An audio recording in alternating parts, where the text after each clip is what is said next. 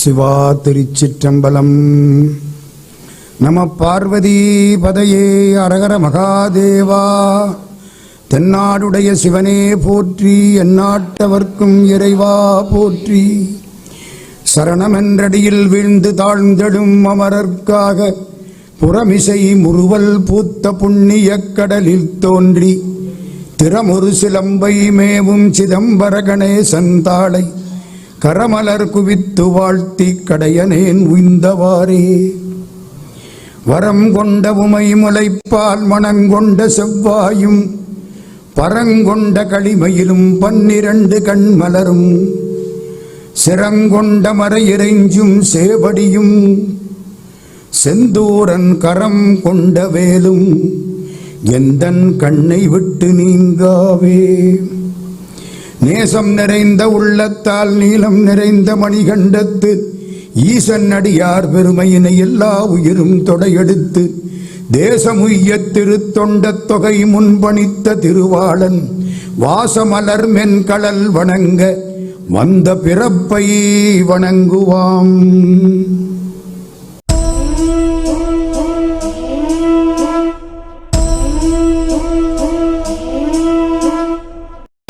அன்புக்கும் வணக்கத்திற்கும் மரியாதைக்கும் உரிய சான்றோர் பெருமக்களே, தாய்மார்களே, உங்கள் திருவடிகளை எல்லாம் வணங்கி நம்முடைய வெங்கடேஸ்வர ஆலயத்தைச் சேர்ந்த நிர்வாக பெருமக்கள், இந்த முருகன் கோயிலைச் சேர்ந்த நிர்வாக பெருமக்கள், சைவ மன்ற பெருமக்கள் ஆகிய எல்லோருக்கும் என்னுடைய நன்றி கலந்த வணக்கங்களை தெரிவித்து இன்றைய 3வது உரையை தொடங்குகின்றோம். திருவாசகத்திற்கு உருகார், ஒரு வாசகத்திற்கும் உருகார். திருவாசகத்திலே திருவம்பாவை மிக சிறப்பான ஒரு பகுதி. மார்கழி மாதம் திருவாதிரை தரிசனத்தை ஒட்டி நடராஜா திருவீதி உலா வர்ற பொழுது ஒரு பக்கம் சிவகாமி, ஒரு பக்கம் மாணிக்க வாசகர். வேற யாருக்கும் இந்த ராஜ மரியாதை கிடையாது. நடராஜாவுக்கு பக்கத்தில் இருக்கிறது யாரு? மாணிக்க வாசகர். இடதுகை பக்கம் சிவகாமி, வலதுகை பக்கம் மாணிக்க வாசகர். மாணிக்க வாசகர் சிவகாமிக்கு சமானம். சன்மார்க்கம். கடவுள் எங்க அப்பா, நான் பிள்ளை அப்படி நினைச்சவர் திருஞான சம்பந்தர், சத்புத்திர மார்க்கம். கடவுள் தலைவன், நான் தொண்டன் அப்படி நினைச்சவர் அப்பர் சுவாமி, தாச மார்க்கம்.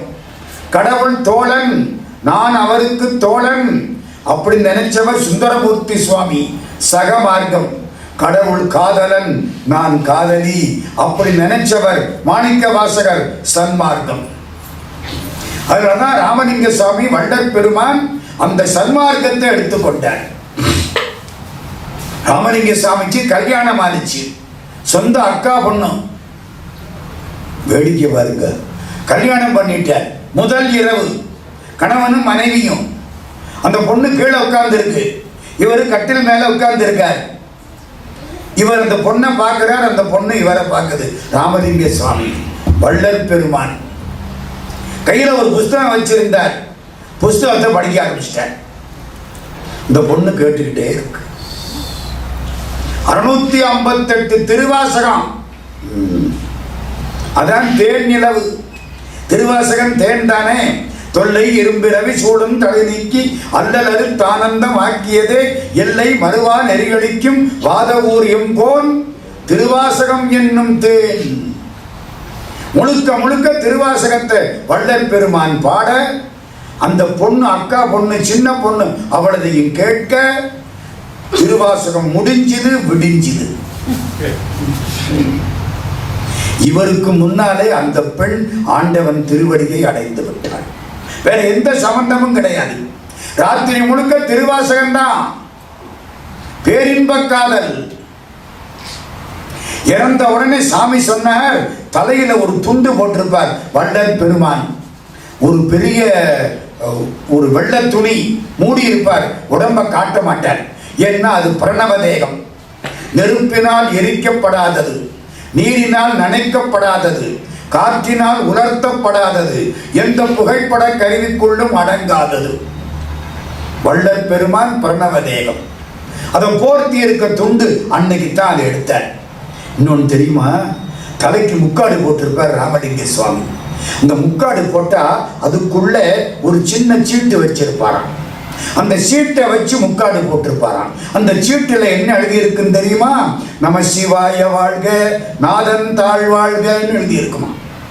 திருவாசகத்தில் எவ்வளவு ஈடுபாடு பாருங்க. அவருக்கு வச்சு அப்படி போர்த்தி இருப்பாராம். அந்த துணியை எடுத்தா இந்த பொண்ணு மேல அந்த துணியை போர்த்தி புதைச்சு கொடுங்க. திருவாசகம் எங்க போயிடுச்சு பாருங்க. வள்ளல் பெருமான் முதல் இரவு முழுக்க திருவாசகம். வள்ளலாருக்கு 2 நூல் ரொம்ப பிடித்தம். ஒன்னு திருவாசகம், இன்னும் ஒன்னு திருமந்திரம். திருக்கோவையாரை பத்தி ஒரே ஒரு செய்தி சொல்றேன். என்ன தலைப்பு இருக்கிறதுனால ஒரே ஒரு செய்தி, அதை பத்தி பேசலாம். இன்னைக்கு திருமந்திரம் ரொம்ப முக்கியம். திருக்கோவையார் என்பது திருச்சிற்றம்பல கோவையார். மாணிக்கவாசக பெருமான் சிதம்பரம் நடராஜா மீது பாடிய முதல் கோவை. 400 பாட்டு, ஒரே துறையில் அமைந்த அற்புதமான கோவை. அதுக்கு முன்னாலே கோவை நூல்கள் கிடையாது. இந்த திருக்கோவையார்ல ஒரே ஒரு பாட்டு சொல்றேன். ஒரு தாய், அவளுக்கு ஒரு பொண்ணு காதலனோட போயிட்டா. அந்த காலத்து பழக்கம், களவு மனம் கற்பு மனம். விரும்பினவனை கல்யாணம் பண்ணிக்கிட்டு அவங்க கூட போயிட்டான். இந்த தாய் இங்க இருந்து அப்படியே கண்ணீர் விட்டு அழுதாள். ஐயோ, என் பொண்ணு இந்த பாதையில தானே போயிருப்பா அப்படின்னு அவள் ஏங்கி போய் தேடிக்கிட்டு வர்றான். தாய் பொண்ணை தேடிக்கிட்டு வர்றான். பொண்ணு யாரு கூட போயிட்டா? மாப்பிள்ளையோட போயிட்டா வச்சுங்களேன், காதலனோட. அப்படி தாய் தேடிக்கிட்டு வர்றாளா, எதிர்த்தாப்புல இவ பொண்ணும் மாப்பிள்ளையும் மாதிரியே 2 பேர் வர்றாங்க. 2 பேரையும் பார்த்த உடனே இவளுக்கு நம்ம பொண்ணும் மாப்பிள்ளையும் தானோ, இதெல்லாம் நமக்கு வரும். 89ஆம் நம்பர் பஸ்ஸுக்கு காத்து கிடந்தா எந்த பஸ் வந்தாலும் இது 89ஆ இருக்குமோ? இந்த மனசு சொல்லுதா இல்லையா? மெட்ராஸ்ல ரொம்ப பேர் சார் 79E போயிடுச்சான்னு கேட்பான். அவன் 1000E போயிடுச்சிடாம. இது வரைக்கும் மனித இயல்பு. ஒருவேளை இது அவங்களா இருக்குமோ, என் பொண்ணு மாப்பிள்ளையுமா இருக்குமோ? இந்த தாய் ஓடி வர்றா. எதிர்த்தாப்புல ஒரு ஜோடி வருது. பார்க்கிறா, இவன் மகளும் மாப்பிள்ளையும் இல்லை. உடனே கேட்கிறா, மீண்டார் என உவந்தேன் கண்டு நும்மை. என் பொண்ணு மாப்பிள்ளையும் திரும்பி வந்துட்டாங்களோ அப்படின்னு நினைச்சேன். உங்களை பார்த்து இப்பதான் தெரியுது அவங்க இல்லைன்னு. ஆமா, நீங்க இந்த பக்கம் தானே போறீங்க. உங்களை மாதிரியே ஒரு ஜோடி என் மகளும் மாப்பிள்ளையும் இந்த பக்கம் போனதை பார்த்தீங்களா? இந்த தாய் கேட்கிறான். அந்த ஆண் வந்தான் பாருங்க, அவன் சொல்றான், ஒரு ஆண் மகனை பார்த்தேன். திருச்சிற்றம்பலத்திலே இருக்கக்கூடிய வேங்கை மாதிரி ஒரு வீரமுள்ள ஒரு ஆண்மகனை பார்த்தேன். ஆண்மகனுக்கு பக்கத்திலே அப்படின்னா நிறுத்திட்டாங்க. பொண்டாட்டியை பார்த்தேன். ஏம்மா, நீ யாரையாவது பார்த்தியா? முடிஞ்சு வச்சு பாட்டு புரியுதா? மீண்டார் என உவந்தேன் கண்டு நும்மை இம்மேதகவே பூண்டார் இருவர் முன் போயினரே. வினா விடை. புலியூர் எனை நின்று ஆண்டான் அறுவரை ஆழி அண்ணானை கண்டேன் அயலே. அவளுக்கு பக்கத்திலே தூண்டா விளக்கணையாய் என்னையோ அன்னை சொல்லியதே. இந்த அம்மா அப்புறம் என்னமோ சொன்னாங்களே, உனக்கு புரியுதா? அற்புதமான பாட்டு. ஏன் தெரியுமா? இந்த 2 பேரும் போனாங்க. ஆண்மகனை நான் பார்த்தேன், பொண்ணை நான் பார்க்க மாட்டேன். பெண்ணை அவதான் பார்ப்பான். இந்த பொருளுக்கு 2 பேரும் போனா ஆண் ஆணைத்தான் பார்க்கணுமா, பெண்ணு பெண்ணைத்தான் பார்க்கணுமா? மாற்றி பார்த்தா கற்பு கெட்டு போயிடுமா. ஒருத்தன் பொண்டாட்டியை எக்ஸிபிஷனுக்கு கூப்பிட்டான், பொருட்காட்சிக்கு. எக்ஸிபிஷன்ல அது ஓவிய காட்சி வச்சுங்களேன். இவ கேட்டா ஓவிய காட்சியில என்ன இருக்கு? நிறைய படமெல்லாம் இருக்கு. என்னென்ன படம் இருக்கு? ஆண் படம், பெண் படம் எல்லாம் இருக்கு. அப்படியா? ஆண் படத்தை நான் பார்க்க மாட்டேன், பெண் படத்தை நீ பார்க்கறத நான் விரும்ப மாட்டேன், அதனால ஓவிய காட்சிக்கு போக வேண்டாம்ட்டான். புரியுதா? இவன் என்ன கேட்கிறான்? மீண்டார் என உவந்தேன் கண்டு நும்மை இம்மேதகவே பூண்டார் இருவர் முன் போயினரே புலியூரனை நின்று ஆண்டான் அறுவரை ஆடி என்னானை கண்டேன். ஒரு ஆண் சிங்கம் மாதிரி ஒருத்தனை பார்த்தேன். அவனுக்கு பக்கத்திலே இவன் அந்த பொண்ணை பார்க்கல. அவளை பார்த்து கேட்கிறான், இந்த அம்மா என்னமோ சொன்னாங்களே, நீ அந்த பொண்ணை பார்த்தியான்னு அர்த்தம்? பார்த்திருந்தா அவ சொல்லி இருப்பான். சுருக்கமா சொல்லுங்க சார், என்ன அர்த்தம்? நான் தெருவில் போற பொழுது ஆண் ஆணைத்தான் பார்க்கிறது, பெண் பெண்ணைத்தான் பார்க்கிறது. இந்த நிலையை கொண்ட அந்த பாட்டில் வைக்கிறார் மாணிக்க வாசகர் சுவாமி. ஒரே ஒரு பாட்டு சொன்னேன். காக்காக்கு 2 கண் தெரிஞ்சாலும் ஒரு கண் தான் 2 பக்கமும் தெரியுமா. குடும்பத்தில் காகத்து 2 கண்ணிற்கு 1 மணி. அது மாதிரி கணவனும் மனைவியும் ஒன்னா இருக்கணுமா. இதெல்லாம் திருக்கோவையார் நிறைய பாட்டு. நான் அங்கெல்லாம் போகல. 1 பானை சோத்துக்கு 1 சோறு. ஒரு பெரிய தோட்டம். அந்த தோட்டத்துக்குள்ளே என்ன இருக்குன்னு யாருக்கும் தெரியல. வெளியே ரொம்ப பேர் நிற்கிறாங்க. தோட்டத்தில் எந்த பக்கத்திலையும் கதவை காணோம். 4 பக்கமும் சுவர். ஒரு ஏணி வச்சு ஒரு ஆளை ஏற்றி விட்டாங்க. ஏறி உள்ள உட்கார்ந்தான். தோட்டத்து சுவத்தில் உட்கார்ந்தான். உள்ள என்னடா இருக்கு கேட்டாங்க. ஆகா, அற்புதமா இருக்கு, அருமையா இருக்கு, கண்ணுக்கு குளிர்ச்சியா இருக்கு. கடவுள் படைப்புல இப்படி ஒன்றை நான் பார்த்ததே இல்லை. என்னடா இருக்கு சொல்றா. சொல்ல முடியாத இன்பம், சுகமா இருக்கு. உள்ளுக்கு குதிச்சுட்டாங்க. இந்த வெளியே இருந்தவங்களுக்கு எப்படி இருக்கும்? ஏணியெல்லாம் கொண்டாந்து இந்த பயலை ஏற்றி விட்டா பார்த்து விட்டு என்னன்னு சொல்லாம உள்ள குதிச்சுட்டான். அடுத்த ஆளை ஏற்றி விட்டாங்க. அவனும் ஏறினான், துக்காந்தான். ஆமா ஆமா, அவன் சொன்னது உண்மைதான், அப்படியே சத்தியம். ஆகா, இப்படி ஒரு காட்சி கிடைக்காது, இறைவனுடைய திருவருள். அவனும் உள்ள குதிச்சுட்டான். வெளியே இருக்கவங்களுக்கு கொதிக்குது. 3வது ஒரு ஆளை ஏற்றி விட்டாங்க. அவனும் இதே மாதிரி சொன்னான். அடிக்க கம்ப ஓங்கினாங்க, உள்ள குதிச்சுட்டான். இப்போ ஒரு ஆள் அவரா வந்தாரு. செய்தியை தெரிஞ்சுக்கிட்டாரு. மேலே ஏறினாரு. அந்த சுவத்தில் உட்கார்ந்தாரு. உள்ள என்ன இருக்குன்னு அவ்வளதையும் சொன்னார். மாமரம் இருக்கு, பலாமரம் இருக்கு, கொய்யாமரம் இருக்கு, அன்னப்பறவைகள் இருக்கு, ஒரு அற்புதமான ஒரு குளம் இருக்கு, ஒரு கோயில் இருக்கு, ஒரு சோலை இருக்கு, அருமையான சாலை இருக்கு. ஆகா, இது கடவுளுக்கு உரியது. வாங்கோ, உங்களையும் நான் ஏற்றி விடுறேன். கையை விட்டு பிடிச்சி எல்லாரையும் ஏற்றி விட்டார். ஏற்றி விட்டவருக்கு பெயர் திருமூலர். இந்த உள்ள குதிச்ச ஆளுங்க நம்முடைய பழைய ஞானிகள். கண்டவர் விண்டிலர், விண்டவர் கண்டிலர் அப்படின்ட்டு ஞானிகள் எல்லாம் உள்ள குதிச்சுட்டாங்க. கடவுளை அனுபவிச்சவங்க. திருமூலர் பார்த்தார். நான் சொல்றேன், யான் பெற்ற இன்பம் பெருகையும் வையகம். யான் பெற்ற இன்பத்தை இந்த உலகமெல்லாம் பெற வேண்டும்.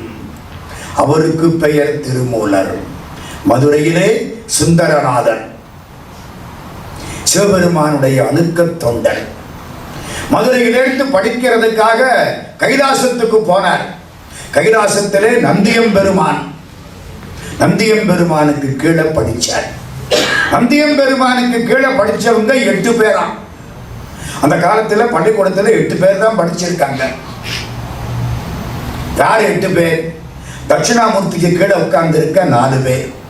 சனகர், சனந்தனர், சனாதனர், சனத்குமாரர், பதஞ்சலி, வியாக்கரபாதர், சிவயோக மாமுனி, நம்ம சுந்தரநாதர். மொத்தம் 8 பேர். இந்த பேரெல்லாம் உங்களுக்கு யாரு சார் சொன்னா? திருமூலர் திருமந்திரத்தில் பாடியிருக்கார். நந்தி அருள் பெற்ற நாதரை நாடிடில் நந்திகள் 4வர் சிவயோக மாமுனி மன்று தொழுத பதஞ்சலி வியாக்கிரமர் என்றிவர் என்னோடு எண்மரும் மாமே. திருமந்திரம் என்னையும் சேர்த்தா மொத்தம் 8 பேர் படிச்சாங்க. ஒரு காலம் ஆச்சு. படிப்பின் பலன் இறைவனை உணர்வது. சிதம்பரத்துக்கு போய் கும்பிடணும். கற்றதனால் ஆய பயனன்கொள் வாதறிவன் நற்றாள் தொழாரெனின். 8 பேரும் புறப்பட்டு சிதம்பரத்துக்கு ஆகாச மார்க்கமா வந்துட்டாங்க. சிதம்பரம் நடராஜாவை பார்த்துட்டாங்க. 4 பேரும் தட்சிணாமூர்த்திக்கு கீழே உட்கார்ந்துட்டாங்க. பதஞ்சலியாரும் வியாக்கரபாதரும் நடராஜருக்கு 2 பக்கம் நின்றுட்டாங்க. புலியும் பாம்பும் பார்த்திருக்கா? இந்த மாதிரி நடராஜாட்ட பாம்பு கால் முனிவர் இருப்பாரு, புலிக்கால் முனிவர் இருப்பாரு. ஒரு ஆள் அழகா கேட்டாரு, நடராஜா ஏன் ஆடுறாரு? பாம்பு புலியும் பக்கத்துல நின்னா ஆடாதவன் கூட ஆடுவாட்டான். நடராஜா ஆடுறாரா? இதுக்கு நிந்தாஸ்துதி. ஒரு பக்கம் பாம்பு, ஒரு பக்கம் புலி. ஆடுறாரா இல்லையா நடராஜா?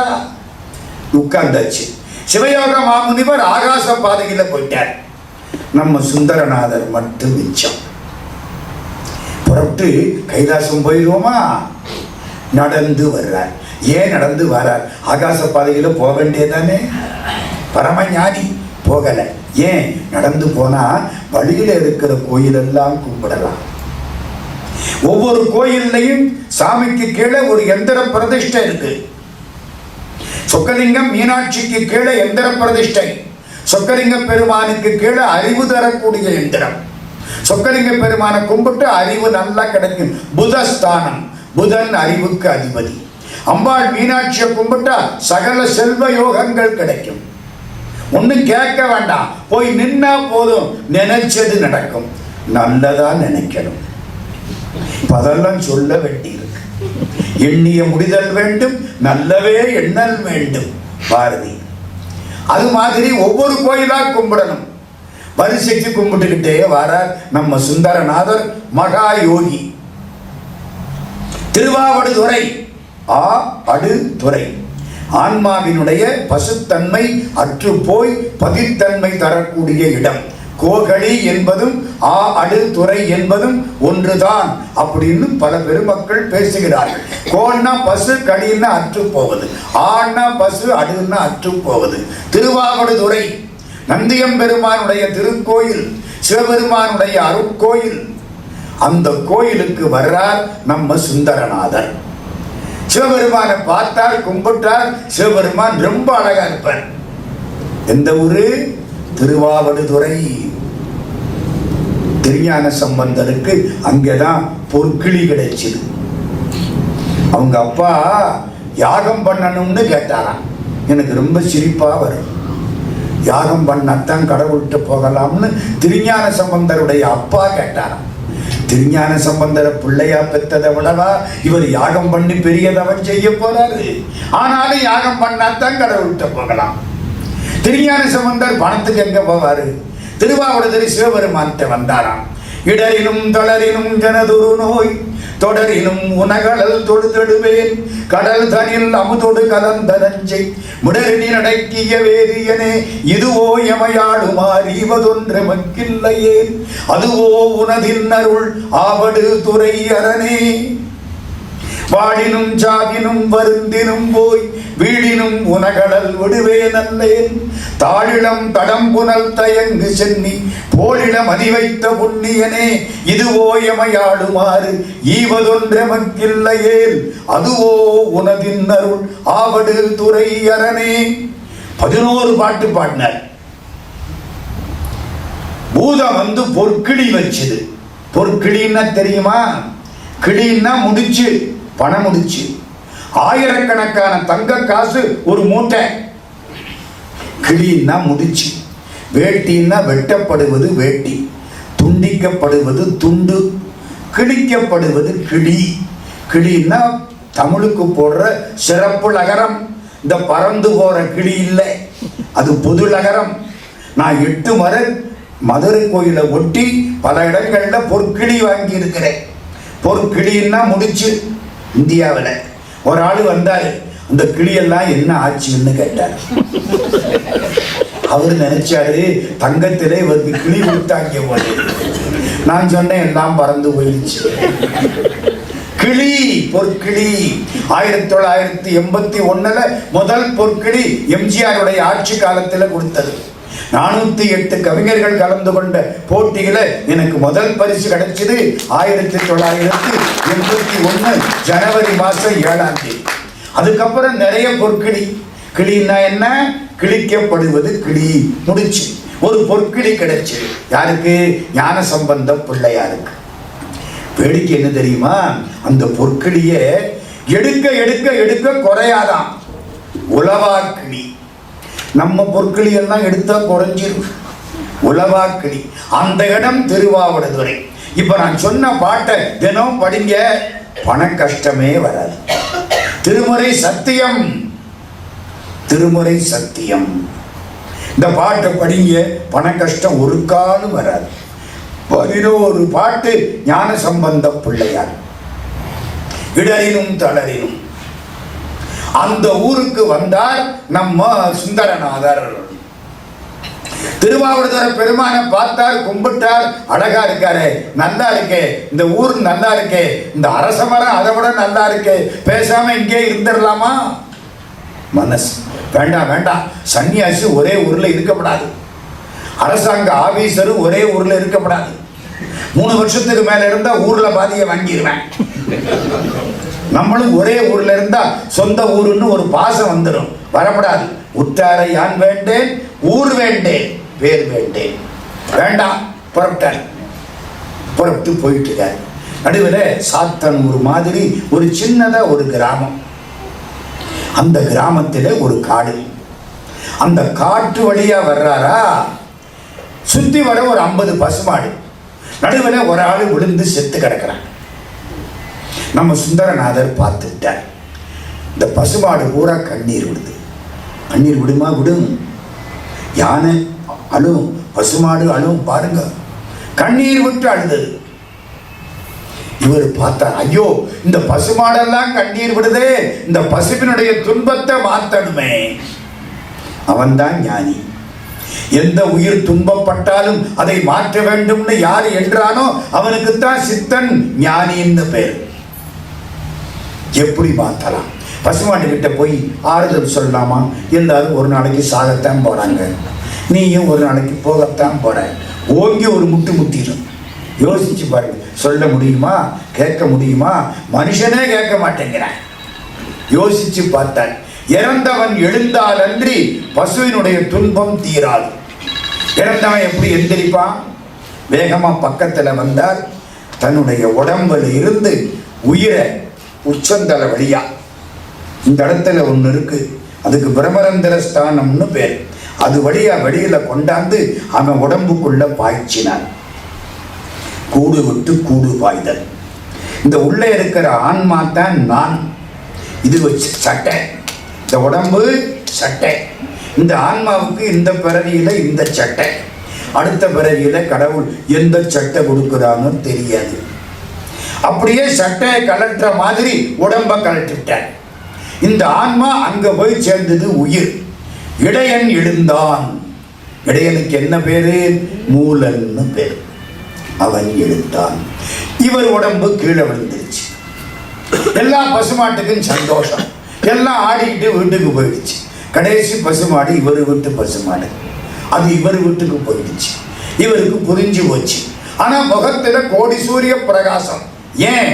உள்ளே இருக்கிற ஆன்மா சுந்தரநாதர் ஆன்மா, வெளியே இருக்கிற உடம்பு மூலனுடைய உடம்பு. பேரு ஆன்மாவுக்கா உடம்புக்கா? உடம்புக்கு. ஆன்மாவுக்கு பேரு? ஆன்மாவுக்கு பேர் இல்லை, உடம்புக்குத்தான் பேரு. இந்த உடம்புல ஒரு பேரு, அடுத்த உடம்பு எடுக்கிற பொழுது அதுக்கு ஒரு பேரு. பேரு வைக்கிறாப்பல எடுக்கிறோமோ, பேரு வைக்க முடியாம எடுக்கிறோமோ, அது கடவுள் திருவுள்ளம். நரியோ நாயோ யாருக்கு என்ன தெரியும்? முடிஞ்சு. பக்கத்துல பொண்டாட்டி வர்றா, விலகினாள். அவங்க வீடுல சாயந்தரம் காப்பி, விலகினாள். இன்னும் பக்கத்துல வர்றா, விலகிட்டாரு. இன்னும் காலையில என்ன சுத்தி வந்த மனுஷன் இப்ப என்ன விலகி விலகி போறாரு? முகத்துல தேஜஸ். உனக்கும் எனக்கும் உறவில்லை. நேரம் வந்தாரு. ஒரு மடத்துல வந்து தியானத்துல உட்கார்ந்தார். பிராணாயாமா அப்படியே உட்கார்ந்துட்டார். இந்த கையை இப்படி வச்சு கொஞ்ச நேரம் உட்கார்ந்தீங்கன்னா அதுவே உடம்புக்கு நல்லது. இது ஒரு பெரிய எக்ஸர்சைஸ். இந்த ரெண்டும் சேரணும். ஐயப்ப சாமி இப்படித்தான் உட்கார்ந்து இருப்பார், தட்சிணாமூர்த்தி இப்படித்தான் உட்கார்ந்து இருப்பார். ஆணவம், கண்மம், மாயை, இதுதான் ஆன்மா. சுட்டு விரல் தான் ஆன்மா. இந்த கட்ட விரல் கடவுள். கட்ட விரல் ஆன்மாட்ட போக மாட்டாரு, இந்த ஆன்மா மற்ற மூனையும் விட்டுட்டு பணிவோட கீழே வந்தா கடவுள் கொஞ்ச தூரம் போய் அதை தடுத்து ஆட்கொள்வார். ஆணவ கண்மம் மாயையை விட்டுவிட்டு ஆன்மா பணியுமானால் இறைவன் ஒருபடி மேலே சென்று ஆன்மாவை தன்னோடு அணைத்துக் கொள்வார். பாசத்தை விட்டு பசு பதியோடு சேரும். கைலாசம் போற பொழுது டோல்மோ பாஸ் ஏறுறோம். டோல்மோ பாஸ் கஷ்டமான ஒரு இடம். கிட்டத்தட்ட 21,000 அடி உயரம். மூச்சு இழக்கிது, கஷ்டப்படுறோம், படி ஏறுறோம், தடுமாறுறோம். அங்கிருந்து ஒரு ஷெர்பா இறங்கினான். உங்களோட வந்த ஒருத்தர் இறந்து போயிட்டாருன்னா என்ன குறிப்பா பார்த்து நான் தான் வயசான ஆளு. 2005 எனக்கு 62 வயசு. அப்போ இப்படி சொல்லிவிட்டான். என்ன ஒரு பார்வை பார்த்தேன். முடிஞ்சா ஏறு, இல்லாட்டி கீழே இறங்கி இருக்கிறேன். கீழே இறங்கி எவ்வளவு தூரம் நான் போறது? நான் சொல்லிட்டேன், போயிட்டு போகுது, போனா இதானே போகும், கழுத போயிட்டு போகுது. மேலே ஏறி பார்க்கிறோம், ஒரு 30 படி ஏறுறதுக்கு 3/4 மணி நேரம் ஆகிப்போச்சு. மூச்சு இழைக்குது, ஆக்சிஜன் குறைச்சல், காலை தூக்கி வைக்க முடியல. மெதுவா மெதுவா சிவா சிவா சிவா சிவா சிவபுராணம் பாடி மேலே ஏறி நிற்கிறோம். அந்த ஆளு இறந்து கிடக்கிறார். கை இப்படி இருக்கு. அதுக்காக சொல்ல வந்தேன். இறந்து கிடக்கிற மனுஷன் பம்பாய்க்காரர், LIC ஏஜென்ட். கை இப்படி இருக்கு. என்ன பண்ணாரு? அங்க போய் ஆக்சிஜன் குறைவான இடத்துல கற்பூரத்தை ஏற்றி விட்டார். கற்பூரம் ஆக்சிஜனை இழுத்துடும். உள்ள ஆக்சிஜன் போச்சா ஆனாரு, முடிஞ்சு போச்சு. ஏற்றவே கூடாது. அவர் பொண்டாட்டிக்கு ஃபோன் போட்டோம். அந்த அம்மா அங்க இருந்து சொல்லுது, he attained moksha at Kailash. என்ன தைரியம்! எல்லாரும் ஆளுக்கு 1000 ரூபாய் எங்க ஊர்ல போட்டு ஒரு 60 பேர் 60,000 ரூபாய் அந்த குடும்பத்துக்கு அனுப்பிச்சு வச்சான். இவர் உடம்ப குதிரையில கொண்டாந்து அந்த ஊருக்காரங்க ஷெர்பா, திபேத்துக்காரன், நேபாளத்துக்காரன் குதிரைகளை கொண்டாந்து கீழே வச்சு டயரை போட்டு அங்கே எரிச்சுட்டான். முக்கியம் என்ன தெரியுமா? எடுத்துக்கிட்டு வந்த குதிரையை சுட்டு விட்டாங்க. படம் தூக்கின குதிரை இருக்கப்படாத ஆடமே. இதெல்லாம் அங்கே அனுபவம். எதுக்கு சொல்ல வந்தேன்? கை இப்படி இருக்கு. இது பெரிய மந்திரம்.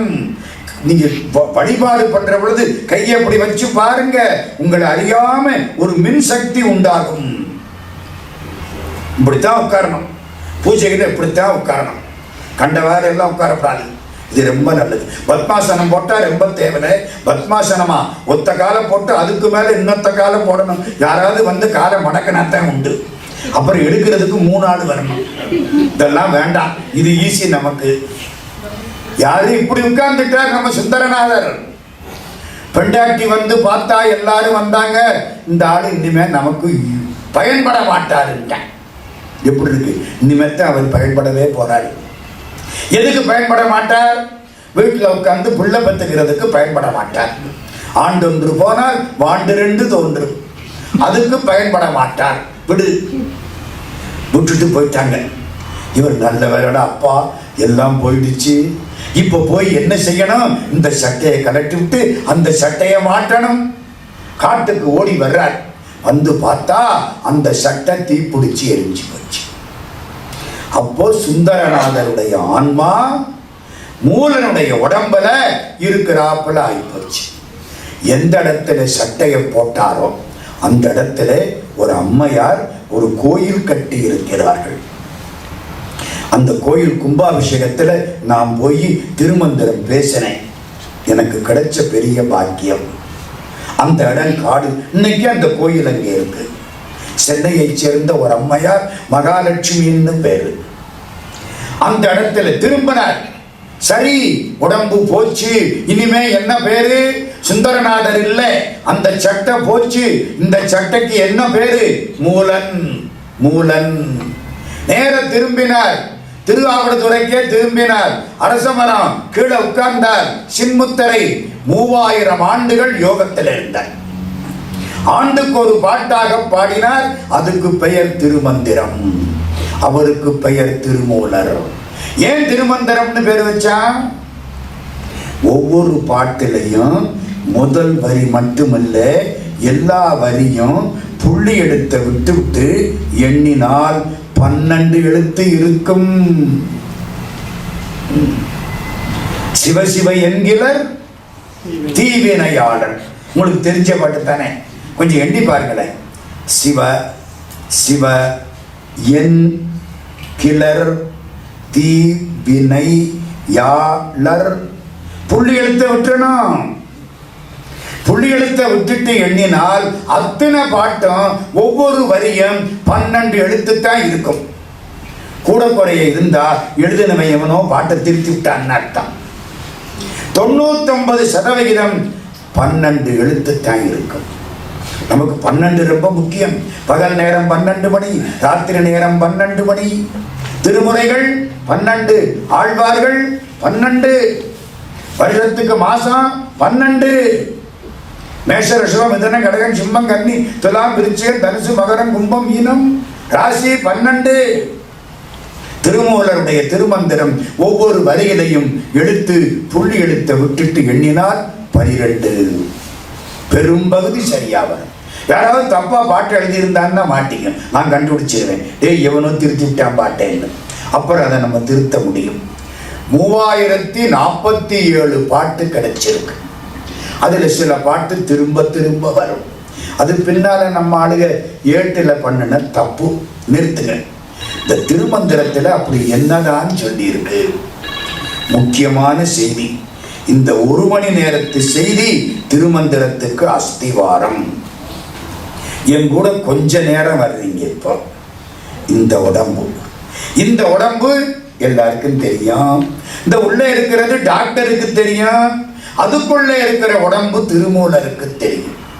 இப்ப நான் இந்த உடம்பை பத்தி திருமந்திரத்துல உள்ள சில செய்திகளை உங்களுக்கு சொல்ல போறேன்.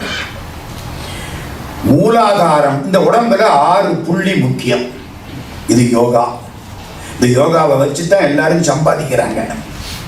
திருமந்திரத்தை வச்சு கோடீஸ்வரனானவே ரொம்ப பேர். நாங்க பிழைக்க தெரியாம இப்படி பேசிக்கிட்டு உட்கார்ந்துருக்கோம்.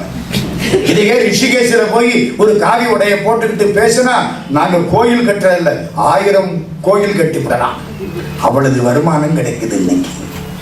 மூலாதாரம்னு அந்த பகுதிக்கு பேர். எந்த பகுதி? ஜலம் போற பாதைக்கு 1/2 இன்ச்சு கீழே, மலம் போற பாதைக்கு 1/2 இன்ச்சு மேலே, எருவிடும் வாசலுக்கு 2 விரல் மேலே, கருவிடும் வாசலுக்கு 2 விரல் கீழே.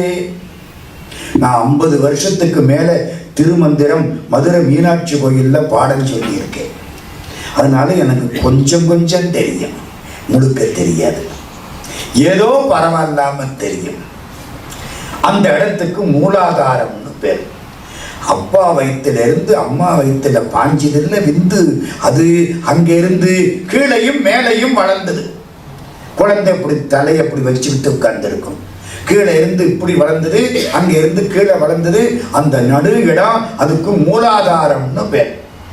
அங்க இருந்து கொஞ்சம் மேல வாங்க, ஜலம் போற பாதை.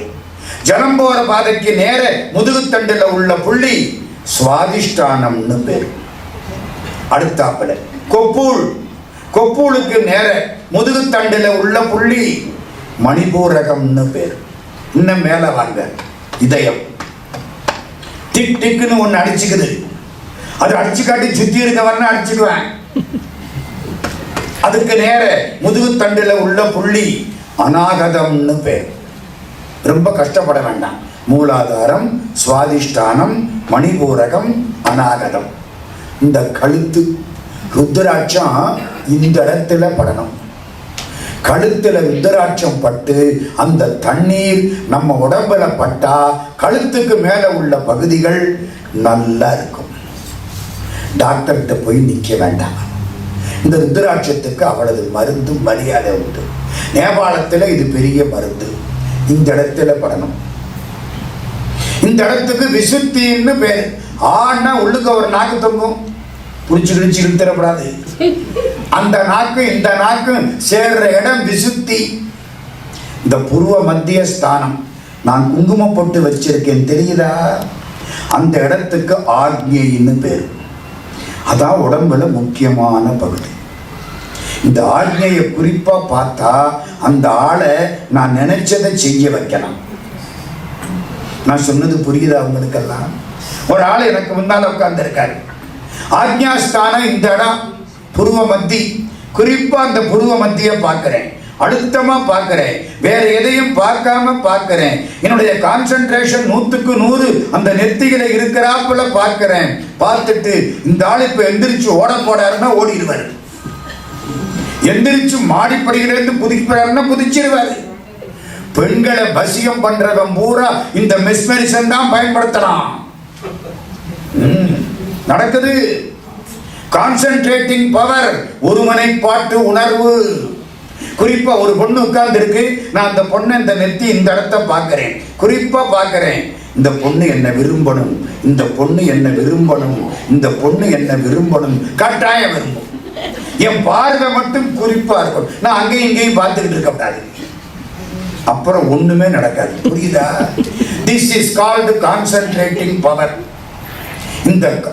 இந்த இடம் அதுக்காகத்தான் நம்மால் என்ன பண்ணா, பெண்களை பூரா குங்கும பொட்டு வையின்னா, குங்கும பொட்டு நெத்திகளை நடுவில் வச்சா அழகுக்கு, இங்க வச்சா கல்யாணம் ஆச்சுன்னு அடையாளத்துக்கு, இந்த பூர்வ மத்திய ஸ்தானத்தில் வச்சா பாதுகாப்புக்கு. குங்குமப்பட்டை தாண்டி எவன் பார்வையும் உள்ள பாயாது. இங்கதானே பார்க்க சொன்னேன், இங்கதானே இழுக்க சொன்னேன். குங்குமம் போட்டு வச்சா ஒன்றும் பண்ண முடியாது. நம்ம ஆளு எவ்வளவு கெட்டிக்காரன் பார்த்தீங்களா அந்த காலத்துல. ஓம் சக்தி சக்தி சக்தி என்று பேசு, அவள் தந்திடும் நல் குங்குமத்தை பூசு, பாரதி. இந்த இடம் இதுக்கு பேர் என்ன? ஆக்ஞாஸ்தானம், ஆக்ஞை. இதுக்கு மேல இந்த உச்சந்தலை, குழந்தை பிறந்த உடனே நெடுநெடுன்னு தெரியும், பிரம்மரந்திர ஸ்தானம். அதுக்கு மேலே 12 அங்குலம், கடவுள் பராசக்தியோடு இருக்கிற இடம். இதுக்கு மேல இந்த உச்சந்தலைக்கு மேல 12 அங்குலம். அதுக்காகத்தான் நம்ம கோயில்ல சாமியை வச்சு திருவாச்சி வைக்கிறோம். திருவாச்சி என்ன? இதுக்கு மேல 12 அங்குலம். இப்ப எத்தனை சொல்லிவிட்டேன்? அது என்னமோ தெரியல, 2வது சொன்னா முதல்ல இருக்கிறது மறந்து போயிடுது. மனித இயல்பு போனா போகுது. மூலாதாரம், சுவாதிஷ்டானம், மணிபூரகம், அநாகதம், விசுத்தி, ஆக்ஞை, பிரம்மரந்திரம். உச்சந்தலைக்கு பேரு சகசராரம். 8 உடம்பு 8 உடம்பு. இந்த ஒன்னொன்னு இந்தியாவில் ஒரு கோயில். மூலாதாரம் என்பது திருவாரூர் திருமூலட்டானம். சாமிக்கு பேர் என்ன? மூலட்டானேஸ்வரர், மூலாதாரம். அதுக்கு மேல சுவாதிஷ்டானம், சலம் போற பாதை நேர பின்னால திருவானைக்காவல், தண்ணி ஊரும் சாமிக்கு கீழே ஜலம்.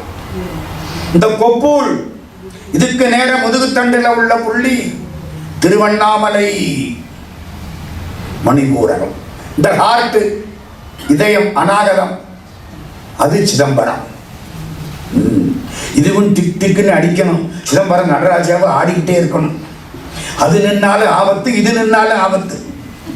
புரியுதா? அநாகதம் நேர புள்ளி சிதம்பரம். இந்த தொண்டை விசுத்தி திருக்காலத்தி, திருக்காலத்தி விசுத்தி. ஆக்ஞாஸ்தானம் பூர்வ மத்திய ஸ்தானம், நெற்றிக்கு நேரே புருவத்திடைவெளி, உற்றுற்று பார்க்க உணர்வுறும் மந்திரம். திருமந்திரம். நெத்திக்கு நேரே, புரியுதா? நெத்திக்கு நேரே புருவத்து இடைவெளி. இந்த இடம் ஆக்ஞி.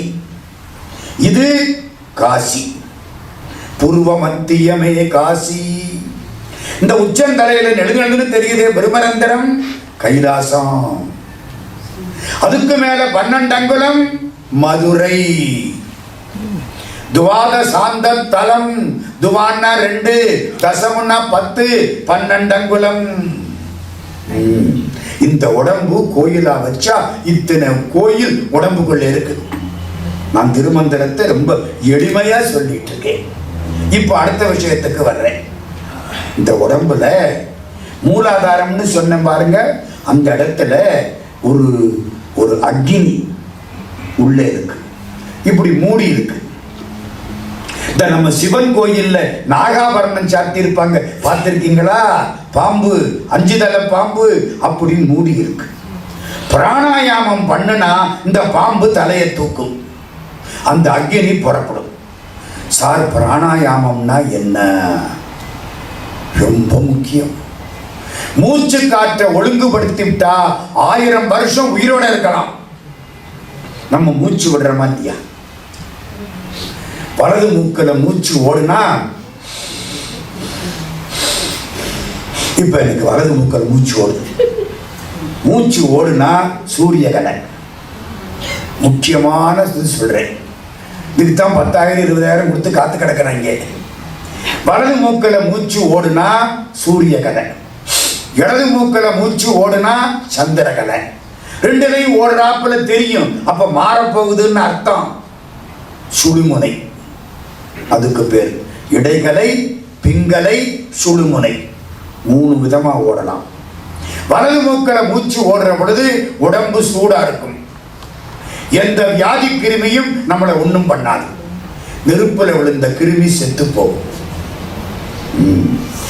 இடது மூக்கில் மூச்சு ஓடுற பொழுது வியாதி கிருமி நம்மளை பாதிச்சா வந்து உட்கார்ந்து நம்மளை ஒரு வழி பண்ணி டாக்டர்கிட்ட கொண்டே விட்டு நம்ம வீட்டை வித்து டாக்டர் 4 வீடு கட்டி அதுக்கு அப்புறம் தான் போகும்.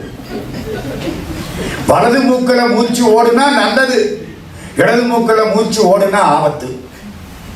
அதுக்காக ராமலிங்க சாமி சொல்றார், எப்ப படுத்தாலும் இடது கையை கீழே வச்சு படு. 1000 ஆண்டுகள் தவம் செய்தாலும் குருநாதன் சிஷ்யனுக்கு சொல்லாததை உலக நன்மைக்காக நான் சொல்லுகிறேன். ராமலிங்க சாமி எழுதுறார். எப்படி படுக்கணுமா? இடது பக்கத்தை கீழே வச்சு படுக்கணுமா? படுத்து பாருங்க, வலது மூக்கில் மூச்சு ஓட ஆரம்பிக்கும். விஷக்கிருமி வியாதி கிருமி ஒன்றும் வராது, உடம்பு நல்லா இருக்கும். இப்படி படுத்தா எல்லா வியாதியும் மொத்தமா நம்மள்கிட்ட வந்து உட்கார்ந்துருக்கும். ஆஸ்பத்திரியிலே இருக்க வேண்டியது. இன்னொன்னு சொல்லவா? வலது மூக்கில் மூச்சு ஓடுற பொழுது உடம்பு நல்லா, அதுக்காகத்தான் பிரகாரம் வர்றது. காலையில சொன்னேன். வலம் வர்றது, வலம் வந்த மடவார்கள் நடமாட முழவதிர மழை என்றஞ்சி சிலமந்தி அலமந்து மரமேறி முகில் பார்க்கும் திருவையாறு. வலம் வந்தா என்ன ஆகும்? வலது மூக்கிலே மூச்சு ஓடும். அதுக்காகத்தான் கோயில்ல வலம் வாங்கிறது. வலது மூக்கில் மூச்சு ஓடும், உடம்பு நல்லா இருக்கும், நல்ல சிந்தனைகள் வரும். வலது மூக்கில் மூச்சு ஓடுறது நல்லது. முக்கியமான ஒண்ணு சொல்லட்டுமா? கணவன் மனைவி 2 பேரும் குழந்தைக்காக சேர்ற பொழுது அப்பாவுக்கு வலது மூக்கில் மூச்சு ஓடுற பொழுது குழந்தை பாயுமானால், கரு உற்பத்தி ஆகுமானால் ஆண் குழந்தை. அப்பாவுக்கு இடது மூக்கில் மூச்சு ஓடுற பொழுது குழந்தை உற்பத்தி ஆகுமானால் பெண் குழந்தை. அப்பாவுக்கு மூச்சு மடமாறுற பொழுது குழந்தை உற்பத்தி ஆகுமானால் அலி. அப்பாவுக்கு மனக்காற்று எதிர்த்து வர்ற பொழுது குழந்தை உற்பத்தி ஆகுமானால் இரட்டை பிள்ளை. நானா சொல்றேன், திருமூலர் திருமந்திரம். குளவியும் ஆனாம் வளர்த்ததுவாகில், வலது மூக்கில் ஓடுனா ஆண் குழந்தை. குளவியும் பெண்ணாம் இடத்ததுவாகில், குளவி அலியாம் கொண்டகால் ஒக்கில், குளவி 2ஆம் அவானன் எதிர்க்கில். அவானவாயு மரக்காற்று. அந்த நேரம் மரக்காற்று வந்துருச்சு, அந்த நேரம் விந்து பாஞ்சிருச்சு, குழந்தை உற்பத்தி ஆகுதுன்னா இரட்டை பிள்ளையா பிறக்குமா? என்ன விவகாரம்! திருமூலர். ஏன் சார், அப்ப அப்பாவுக்கு தான் மரியாதையா, இந்த அம்மாவுக்கு வேலையே இல்லையா? அவன் சும்மா டெபாசிட் வச்சுக்கிறவ தானா? இல்ல, அம்மா தான் ரொம்ப முக்கியம். உலக நன்மைக்காக சொல்கிறேன், அம்மா தான் ரொம்ப முக்கியம். எப்படி தெரியுமா? தாய் வயிற்றில மலம் ரொம்ப நாள் சேர்ந்து இருக்கிற பொழுது குழந்தை உற்பத்தி ஆனா முட்டா பயலா பிறப்பேன். தாய் வயிற்றில ஜலம் ரொம்ப சேர்ந்து இருக்கிற பொழுது குழந்தை உற்பத்தி ஆனா ஊம பிள்ளையா பிறக்கும். மலமும் போகல ஜலமும் போகல 3 நாளா கஷ்டம். அப்ப குழந்தை உற்பத்தி ஆனால் 2 கண்ணும் போயிடும். இதெல்லாம் நம்ம பிள்ளைகளுக்கு சொல்லிக் கொடுக்கணுமா வேண்டாமா? நெறிப்பட்ட வாழ்க்கை. மாதா உதரம் மலம் மிகின் மந்தனாம். நான் பாட்டே சொல்றேன். மாதா உதரம்னா என்ன? வயிறு. மாதா உதரம் மலம் மிகின் மந்தனாம். மாதா உதரம் ஜலம் மிகின் மூங்கையாம். மாதா உதரம் இரண்டுக்கில் கண்ணில்லை. யாருக்கு? மாதா உதரத்தில் வந்த குழந்தைக்கே. எப்படி இந்த மூச்சு தாங்க எல்லாத்துக்கும் அடிப்படை. திருமூலர் பலதையும் சொல்றார், உலகம் நல்லா இருக்கணும், யான் பெற்ற இன்பம் பெருகையும் பையகம். இன்னொன்னு தெரியுமா? எப்பவுமே அப்பா மூச்சை நல்லா இழுத்து விடணும், நல்லா இழுத்து விடணும். நுரையீரல் பூரா ஆக்சிஜன் போய் சேரணும். அப்பா அப்படி மூச்சை இழுத்து விட்டு பழகிட்டாருன்னா, கரு உற்பத்தி ஆகிற பொழுது அப்பா மூச்சை இழுத்து விட்டாருன்னா அந்த பய 100 வருஷத்துக்கு இருப்பேன். விருட்டுன்னு மூச்சை விட்டாருன்னா பொட்டுன்னு போயிடுவேன். பாத்தீங்களா எவ்வளவு ஜோசியம் சொல்றாரு. என் பிள்ளை நல்லா இருக்கிறதுக்கு நான் தாண்டா காரணம்ங்கிறாரு திருமூலர் திருமந்திரம். எங்க இது 10ஆம் திருமுறை, கோயில்ல வச்சு கும்பிடுற நூல். ஏதோ டாக்டர் சொன்ன மாதிரி சொல்றாரு. ஏன்? நீ நல்லா இருக்கணும்டா, உன் பிள்ளை குட்டி நல்லா இருக்கணும்டா. கல்யாணம் எதுக்கு பண்றோம்? ஒரு குழந்தை பிறந்து அந்த குழந்தை தன்னுடைய வினைகளை மாற்றுவதற்கு ஒரு உடம்பெடுத்துக்குது. அதனாலதான் கல்யாணம் பண்ணி 2 பேரும் வந்தா சந்தோஷமா வாழ்த்துறோம். நம்ம ஊர்ல தான் மீனாட்சி கல்யாணம், தெய்வான கல்யாணம், வள்ளி கல்யாணம், மற்ற எந்த மதத்திலையும் கிடையாது. திருமூலர் நிறுத்துங்க. இப்ப நான் கதை சொல்லிட்டேன்னா, பிராணாயாமம்னா என்னன்னு சொல்ல வந்தேன். அது கதை வலது மூக்கில இருந்து ஓடிடுச்சு. மூச்சு காற்றை ஒழுங்குபடுத்துவது.